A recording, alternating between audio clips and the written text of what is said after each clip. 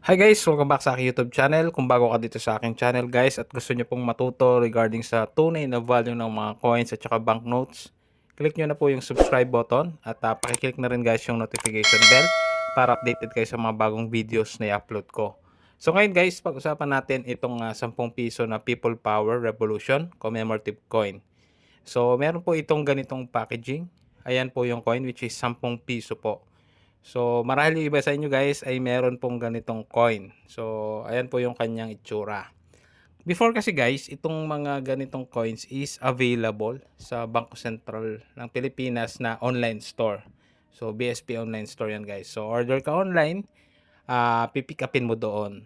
No? Ngayon, available pa naman ito guys, pero ang pagkakalam ko guys is wala na siyang ganitong packaging. Kumbaga, coin na lang siya talaga, no?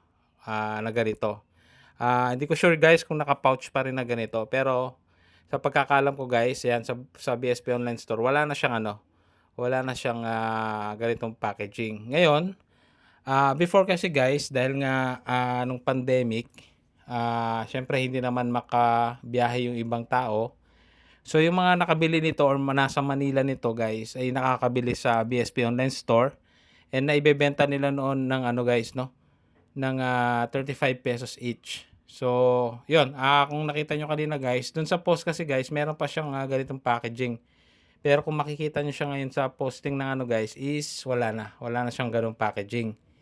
And then, kakaunti na lang din kasi ngayon guys, yung mga available na ano, na commemorative coins sa BSP Online Store.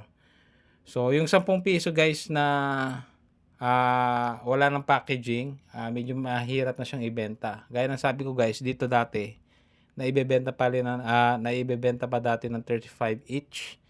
Tapos biglang bumaba 20 each. Minsan nga 15 pesos each na lang no, yung benta nito. So, kumbaga yung demand medyo nagiging kaunti na lang. Hindi katulad dati nung pandemic na medyo mahirap kasing makabili. Yun nga, kasi nga hindi nila ma-pick up. So, bumibili sila sa mga nagre-resell na taga Manila, no? So kung meron kayong mga ganito ngayon guys, ay medyo kumbaga mahirapan kayo maibenta talaga. Although minsan may mga iba siguro na bumibili niyan, pero available kasi ito sa ano guys sa BSP Online Store. Kaso coin nga lang, 10 piso lang din kasi yung benta nila. So kumbaga ang ano na lang diyan is medyo kumbaga ano na lang, parang collection na lang no or souvenir na lang yung ganyan guys no. Kasi medyo talagang walang ganong demand yung ganyan. So iba tinatago na lang, dini-display no. So yun lang guys. Siguro kung meron man kayo, yun nga, itabi nyo na lang, gawin yung souvenir or start kayo mag-collect sa mga ganyan guys. Kasi dyan din naman ako nag-start sa mga ganitong common na commemorative coin. So yun lang guys, I hope nabigyan ko kayo ng idea regarding this coin. And hindi po ako bumibili nito guys At yun lang guys, maraming salamat sa panonood.